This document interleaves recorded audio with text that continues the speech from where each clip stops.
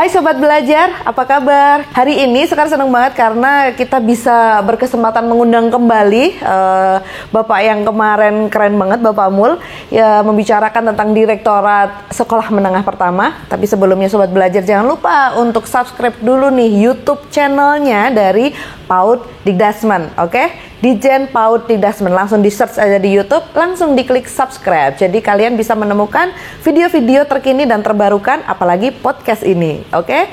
Jangan lupa juga untuk follow Instagramnya @dijen.paud.dikdasmen untuk bisa berinteraksi secara langsung.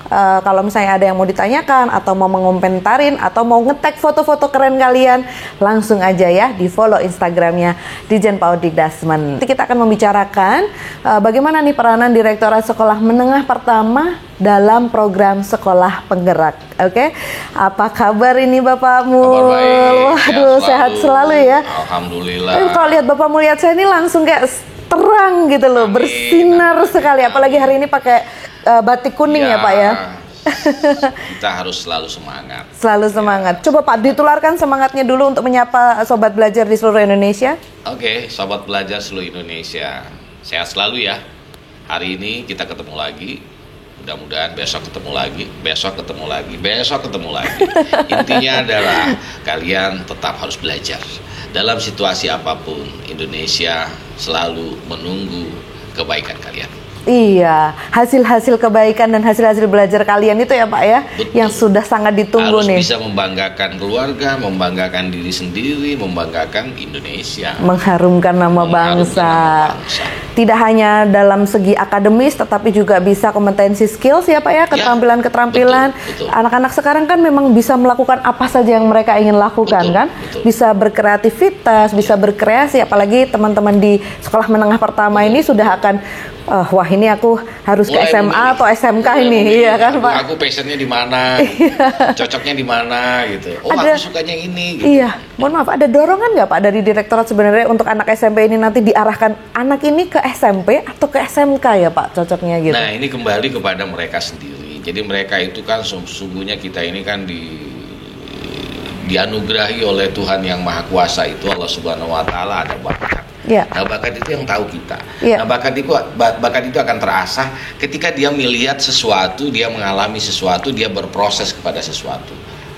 Proses inilah yang membuat bakat itu bisa diwujudkan. Nah ketika dia sudah sekolah di sekolah menengah pertama, dia belajar ini adalah bagian dari sebuah upaya mereka bagaimana untuk menemukan bakat yang ada pada diri dia. Oh saya ini kayaknya tertarik bidang sains nih, saya tertarik bidang vokasi nih, saya tertarik kayaknya ilmu-ilmu yang seni deh. Nah mereka akan memilih masa depannya nanti sesuai dengan itu.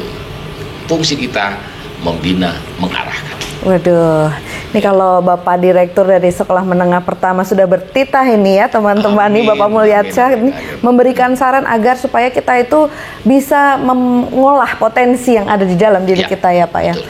Kita berbicara tentang rencana strategi yang mengklausalkan mengenai sekolah penggerak. Ya. Kena dong Pak ya, SMP pasti ada program sekolah penggeraknya. Seperti apa Pak? Ada update-nya yang bisa didengar sama Sobat Belajar? Sekolah penggerak ini adalah sekolah yang dijadikan transformasi dari pembinaan sekolah-sekolah sebelumnya. Ya. Dulu transformasi sekolah-sekolah itu diselenggarakan secara parsial. Kita menginginkan di 2021 kebijakan Merdeka Belajar episode yang ke-7 mengintegrasikan semua integrasi kebijakan-kebijakan di seluruh lintas unit itu ke sebuah titik. Itulah yang disebut dengan bagaimana kita mewujudkan sekolah penggerak itu adalah katalis dalam mewujudkan visi pendidikan Indonesia ke depan. Salah satunya adalah bagaimana menjadikan anak-anak kita adalah anak-anak yang memiliki karakter profil belajar Pancasila. Profil belajar Pancasila. Seperti apa Pak fundamentalnya? Pancasila adalah dasar negara kita. Ya. Di dalamnya ada sila-sila dan 5 sila. Nah, diterjemahkan bagaimana menjadi profil Pancasila itu. Anak-anak harus mampu memiliki akhlak yang mulia, berketuhanan yang Maha Esa, mampu melakukan kolaboratif, mampu melakukan paham tentang kebinekaan.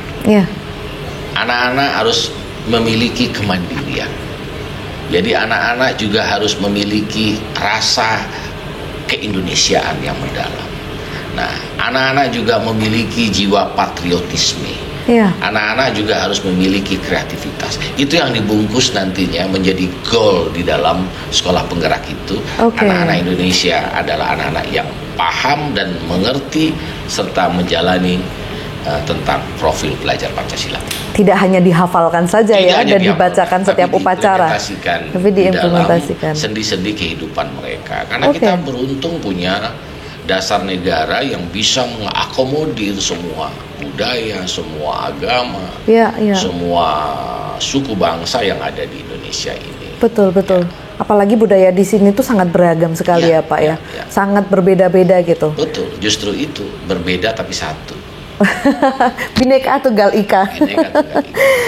Kemudian di rencana strategi yang tadi Sekar tanyakan itu kan memang ada beberapa kebijaksanaan pendidikan ya Pak ya, seperti kayak penguatan budaya, kemudian bahasa, kemudian pendidikan karakter anak ini. Boleh dijelaskan nggak nih Pak, kalau untuk Direktorat Sekolah Menengah Pertama ini seperti apa sih yang dimaksudkan dari penguatan budaya, bahasa, kemudian pendidikan karakter gitu? Ini kan satu hal yang tidak bisa dipisahkan satu sama lain. Jadi di dalam nanti penerjemahan ini kita implementasikan di dalam bentuk sekolah penggerak. Nah, sekolah penggerak ini dari potret yang kita dapatkan ada 4 level yang ada situasi pendidikan di Indonesia ini. 4 Satu level yang pertama mungkin hasil belajarnya 1 di 3 tingkat di bawah level yang seharusnya. Seharusnya mereka kelas 3, tapi kemampuan mereka baru level kelas 1. Itu hasil belajarnya. Lingkungan belajarnya belum menyenangkan. Sekolah belum menjadi tempat yang menyenangkan, jadi taman yang harmonis. Kemudian guru-guru masih belum mampu merefleksi diri. Setelah dia mengajar, dia harus melakukan evaluasi, merefleksi diri, kemudian kekurangannya di mana. Nah, kemudian bullying masih ada di situ, sudah budaya. Jadi di situ soal ledek-ledekin anak, mungkin juga kasus-kasus yang banyak itu kita baca di media. Itu adalah kondisi potret sekolah kita pada level 1. Pada level kedua, mungkin bullying masih ada, tetapi belum menjadi kebiasaan budaya. Hanya sekali-sekali terjadi. Iklim lingkungan sekolah juga belum menyenangkan.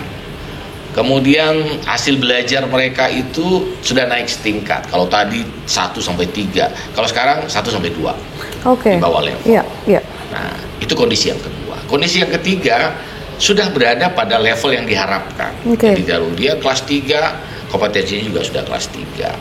Nah, kemudian hasil belajar, suasana belajar sudah mulai baik, sudah menyenangkan. Tetapi guru-guru masih belum mampu merefleksi diri, belum mampu mendesiminasikan. Perencanaan sekolah belum lagi berbasis data. Nah, ini yang kita naikkan levelnya menjadi level keempat. Nah, level keempat inilah sesungguhnya yang kita harapkan. Jadi itulah yang disebut dengan sekolah penggerak. Jadi dia bergerak. Kalau dia berada pada level 1, dia bergerak menjadi level 2 gitu. Jadi level 2 posisinya dia akan bergerak ke level 3 dan seterusnya.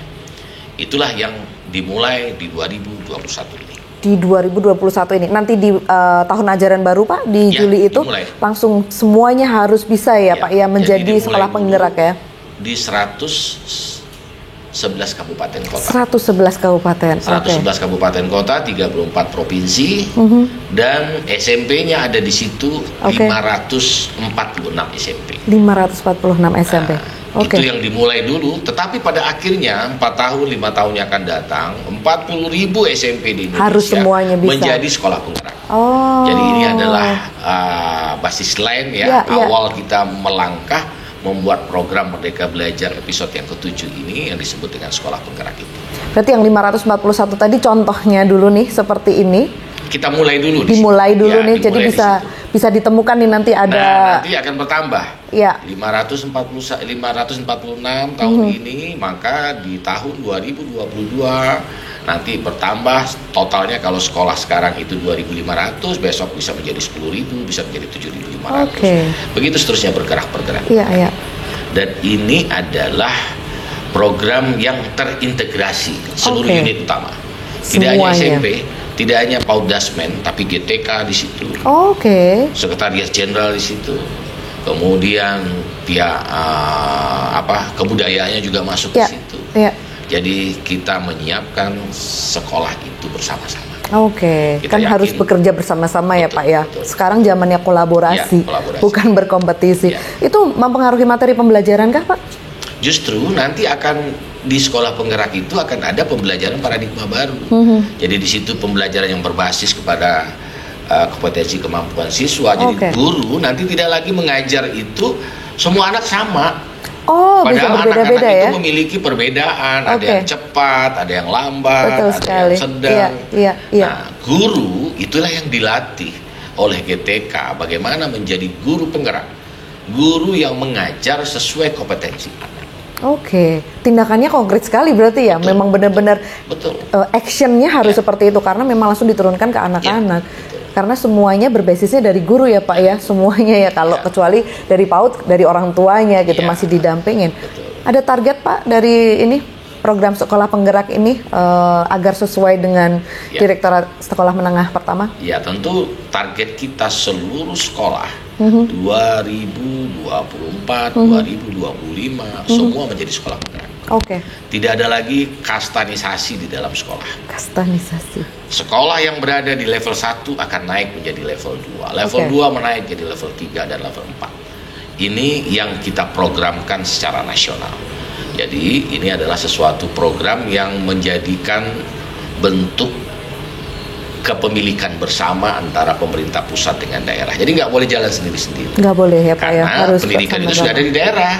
Kita menguatkan dari sisi SDM-nya, dukungan dari pemerintah daerah, komitmen dari pemerintah daerah itu juga kita harapkan. Itulah sebabnya belum semua kabupaten kota yang menjadi pionir di dalam sekolah penggerak ini. Karena yang diharapkan itu ada komitmen dari kepala daerahnya. Itu ada MOU antara menteri kita dengan kepala daerah. Nah, ayo, itulah yang disebut dengan ownership bersama. Tidak paksaan. Tidak pakai yang surat kewajiban, tetapi memang bagaimana dari hati nurani ya Pak ya. Ini tawaran. Kalau mau memperbaiki mutu kita, ini salah satu programnya. Dari 4 level tadi, kondisi real kita begini. Ayo kita bergerak. Nah, filosofi bergerak itu adalah bergerak dari level 1 menjadi level 2 dan seterusnya. Wah, keren sekali ya program sekolah penggerak ini ya Pak ya. Jadi sobat belajar harus bisa mendukungnya ini baik tenaga pendidik, kepala sekolah dan juga pemerintah daerah. Terutama kepala sekolah. Ya, terutama kepala sekolahnya. Karena kepala sekolah adalah manajer di sebuah lembaga. Mau diapain itu tergantung kepala sekolah. Betul sekali. Maka kepala sekolah itu harus diberikan penguatan yang tersistemik, yang terprogram oleh teman-teman di GTK. Ini dilatih terus. Kemudian setelah dilatih apa lagi? Didampingi. Jadi nggak dilepas begitu aja. Ada evaluasi ya Pak? Ada evaluasi. Jadi setiap 3 bulan nanti akan ada tim turun ke daerah. Tim itu akan berdiskusi dengan guru, berdiskusi dengan kepala sekolah. Ayo, masalahnya apa? Ayo, cara mengeluarkan menyelesaikannya begini. Caranya begini. Itulah yang disebut dengan pendampingan itu. Karena dari evaluasi bisa ditemukan permasalahan dan dicarikan solusinya. Keren sekali. Tadi ada yang menarik dari statement Bapak mengenai bully. Masih terjadi ya Pak ya, apalagi di sekolah menengah pertama ini. Seperti apa sih fenomena bullying ini Pak yang terjadi di sekolah ini? Anak-anak kita ini kan cenderung meniru. Ketika yang dia mendapatkan contoh-contoh yang tidak baik, dia kadang-kadang dia kepingin tahu. Kepingin tahu yang tidak baik menjadi kebiasaan. Betul. Nah, kebiasaan inilah yang perlu dihindari. Itu yang disebut dengan bullying itu. Mungkin meledekin teman atau mungkin bullying itu kan macam-macam ya. Sangat banyak variasinya. Ada bullying dalam bentuk digital, ada bentuk dalam perlakuan fisik, ada dalam bentuk verbal dan seterusnya. Nah, inilah yang perlu kita hindari. Itulah sebabnya pola pembinaan kegiatan anak-anak kita ini, peserta didik terutama, ini mengedepankan bagaimana kasus-kasus perundungan, bullying itu kita eliminir. Caranya gimana? Caranya adalah pertama, anak-anak harus diberikan aktivitas yang positif. Betul sekali. Kegiatan yang positif. Ekstrakurikuler. Pembinaan ekstrakurikuler ketika mereka sudah belajar menjadi kepemimpinan, kepramukaan dan seterusnya itu, maka di situ mereka mulai, oh kalau begitu saya salah ya, saya nggak boleh nih melakukan ini. Jadi nggak mungkin semua bullying itu diatasi hanya oleh orang per orang. Betul. Guru juga berperan mengingatkan anak-anaknya, karena guru lah yang berada terdepan ketika terjadi bullying itu. Di depan guru nggak boleh diam. Harus melakukan tindakan. Harus menegur siswa tadi ya Pak. Tindakan yang pedagogik, tindakan yang bernuansa mendidik. Karena itulah sebabnya guru itu tidak mengajar saja, guru itu juga mendidik. Iya, betul. Peran mendidik itu tidak hanya sekedar mengajarkan anak-anak tulis, baca, pengetahuan, tapi bagaimana memperbaiki karakternya. Ya, tugas yang sangat mulia sih sebenarnya. Makanya guru itu tidak semua orang bisa jadi guru. Betul. Itulah sebabnya guru itu adalah guru yang profesional. Orang yang profesional yang memiliki kompetensi yang tadi, memiliki kompetensi profesionalitas, memiliki kepribadian, menjadi contoh, menjadi role model bagi anak-anaknya. Kemudian memiliki kemampuan sosial yang baik. Betul. Dan metode pembelajaran yang tepat ya Pak. Nah, tentu mereka sendiri juga harus orang yang paham tentang pedagogi. Pedagogi itu adalah ilmu mendidik. Ilmu mendidik. Nah, itulah karena sebabnya. Kadang kita tidak sadar bahwa anak-anak itu tidak sadar kalau dia melakukan bully. Mungkin karena, mohon maaf ini, tontonan di televisi, atau media sosial, segala konten yang ada di sosial media, mereka bisa melakukan statement dan mengunduh statement dan mengupload statement apapun di sosial media. Itu seperti apa Pak kalau dari Bapak sendiri tanggapannya? Memang yang kita di dalam kegiatan di Direktorat SMP ada kegiatan yang khusus untuk bullying itu, bagaimana melakukan penggunaan media yang bijak. Media sosial yang bijak, bagaimana menggunakan teknologi informasi yang bijak. Itu yang saya tadi pernah singgung, bahwa kegiatan-kegiatan ini adalah memberikan contoh kepada anak-anak kita. Ketika kamu membuli teman-temanmu, ini akan terjadi seperti ini, perkembangannya akan terganggu. Nah, dengan sendirinya kamu sudah menghilangkan satu hal yang positif dari anak-anak, dari temanmu sendiri. Bayangkan kalau itu terjadi pada dirimu, pasti juga kamu akan mengalami hal sama. Sesungguhnya manusia itu sama diciptakan oleh Allah Subhanahu wa Ta'ala. Jadi oleh sebab itu, ayo kita hentikan kasus bullying ini, baik verbal, baik dengan kekerasan, baik dengan cara-cara penggunaan media dan seterusnya. Jadi kita di Direktorat SMP setiap tahun memberikan panduan-panduan kepada Dinas Pendidikan untuk dilakukan diseminasi bagaimana mengatasi tindakan-tindakan bullying itu di sekolah. Ada step-stepnya. Ketika sudah mengarah kepada tindakan fisik yang merugikan, itu harus ada tindakan hukum. Betul. Harus ada sanksi. Ada sanksi yang diberikan. Tujuannya apa? Sanksi ini adalah untuk mendidik supaya tidak terulang kembali kejadian yang sama. Hindari bullying itu. Kalau ini sama murid, ini pertanyaan terakhir Pak. Kalau guru membuli murid, karena kemarin sempat nih ada statement ini yang guru itu bulinya lebih seperti ini. Kamu gini aja nggak bisa. Ternyata itu bagian dari bully Pak. Padahal dengan kalimat yang gitu aja gitu ya. Dan mungkin tanpa sadar guru itu dia sudah mempertontonkan bullying walaupun dalam kadar yang ringan. Nah, ini juga bagian dari introspeksi para guru kita seluruh Indonesia. Mulutmu harimau. Dari Direktorat ada evaluasi nggak Pak seperti itu untuk ke guru agar tidak melakukan hal yang demikian? Itulah yang dilatih guru-guru penggerak itu, yang dilatih oleh teman-teman GTK sekarang. Salah satunya adalah bagaimana guru-guru itu menjadi guru yang profesional, guru yang tidak membuli anaknya, guru yang memang mengeluarkan komunikasi yang memang edukatif, guru yang memang bisa menjadi contoh. Iya. Nah, jadi nanti di sekolah penggerak itu akan kita temukan guru-guru yang profesional, guru-guru yang memang pengetahuannya luas, guru-guru yang memiliki kepribadian, ditambah dengan kepemimpinan kepala sekolah yang kondusif, yang mendukung, maka kita yakin sekolah penggerak kembali ke sekolah penggerak tadi akan menjadi sekolah masa depan Indonesia.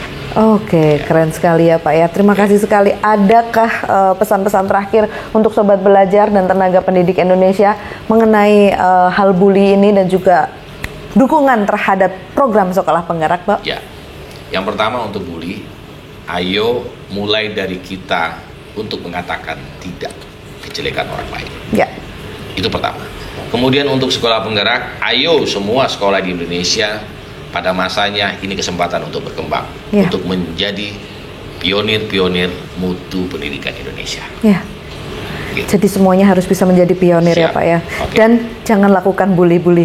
Jangan lakukan. Karena itu bisa mendropkan mentality dan itu berpengaruh dengan kompetensi mereka. Kepada psikologis, kepada sosial kehidupan mereka. Ya, karena mereka lahir apa adanya. Iya. Mereka tumbuh apa adanya. Itu adalah anugerah. Betul. Nah, setiap orang punya nilai positif, setiap orang punya nilai negatif. Ayo lihat positifnya. Iya, harus yang diambil positif ya Pak ya. Negatifnya nggak usah. Terima kasih ya Pak Mulya. Sobat belajar, tadi sudah seperti yang dipesankan Bapak bahwa kalian harus selalu bisa bersinergi dengan kekuatan yang positif dan dukung program sekolah penggerak dan juga hilangkan bully ya, baik di dalam lingkungan sekolah ataupun lingkungan kegiatan sehari-hari di dalam sosial, baik offline maupun online. Jadi berbijaksanalah dalam mengupload apapun di sosial media dan berbijaksanalah untuk bersikap. Jadilah pelajar yang bernalar kritis Pancasila. Saya Sekar pamit undur diri, terima kasih sekali dan sampai jumpa.